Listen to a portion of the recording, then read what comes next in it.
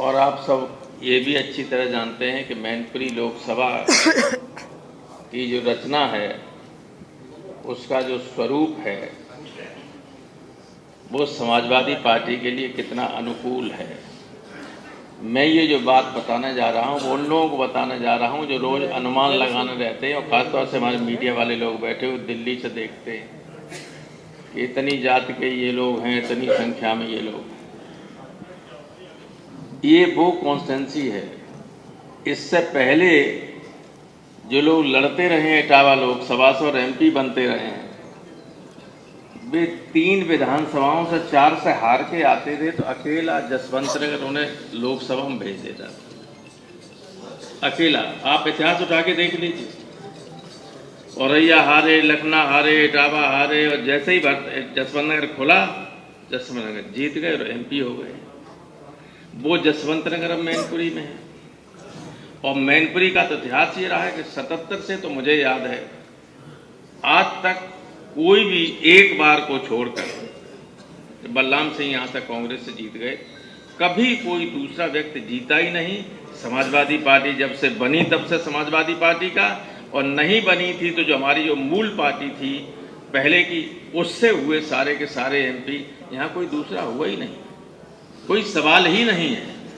और अच्छी बात यह है कि इस वक्त जो बीजेपी का उम्मीदवार, आप उम्मीदवार देखिए बीजेपी के शुरू से लेकर अब तक, सबसे कमजोर उम्मीदवार बीजेपी का मैनपुरी का इस बार का उम्मीदवार है। इससे तो सारे मजबूत थे। ये यहाँ बैठे हुए लोग देख लीजिए, खलीफा से लेके इससे पहले तक जितने उम्मीदवार हुए, उनके सामने ये उम्मीदवार कुछ है? कुछ भी नहीं। तो आप लोग जितने वोटों से जिताते आए, उससे ज्यादा वोटों से जिताओगे कि नहीं जिताओगे? जिन बूथों पे थोड़े थोड़े वोटों से हारे थे, वहां जाइए, लोगों से मिलिए, लोगों को समझाइए। सारे लोग अब की डिंपल को वोट देना चाहते हैं। कोई ओवर कॉन्फिडेंस में मत रहिए, लेकिन ये विश्वास मान के चलिए कि आपका उम्मीदवार बहुत बड़े मार्जिन से लोकसभा का चुनाव जीतने जा रहा है। बीजेपी के लोगों के पूरी तरह से डिमोरलाइज्ड हैं। कहीं कोई अब की बदमाशी करने वाला भी नहीं है। जब डिमोरलाइज हो जाता है आदमी, तो फिर बदमाशी करने की उसकी हैसियत नहीं रहती, और न हैसियत इस बार है उसकी।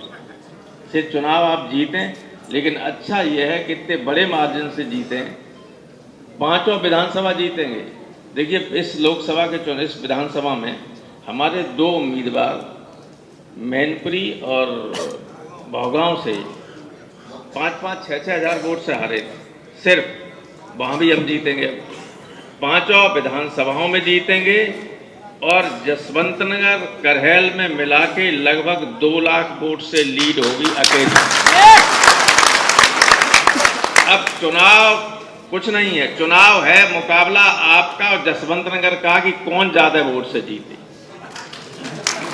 जसवंत नगर वालों ने कल चैलेंज किया है कि हम देखते हैं करहल वालों को कि बहुत पीछे कर देंगे। पीछे पहले भी आप लोग रहे नहीं, पीछे पहले भी रहे थे। अखिलेश जी 70,000 से जीते थे, जसवंत नगर में 90,000 से जीते। अब कीजिए मुकाबला।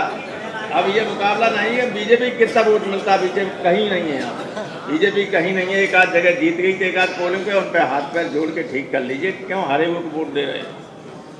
समझा लोगे, सब मान जाएंगे। तो बताओ, समझाओगे? जसवंत नगर का मुकाबला करोगे कि नहीं? कहो हाथ उठा के। जो कुछ लोग ऐसे हैं जिनमें विश्वास अभी नहीं है, आत्मविश्वास, जसवंत नगर से मुकाबला करने का है कि नहीं?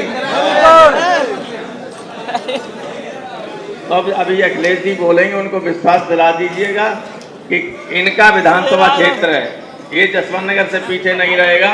और दोनों विधानसभाओं से हम 2 लाख से ज्यादा वोट से लीड करेंगे। किसनी से 50,000 से लीड करेंगे, और उन दोनों क्षेत्र से भी थोड़ा थोड़ा लीड करेंगे। कोई चुनाव नहीं, ओवर विश्वास मत रहिए। एक एक वोट को डालिए, जो बाहर हैं उनको बुला लीजिए। बहुत धन्यवाद।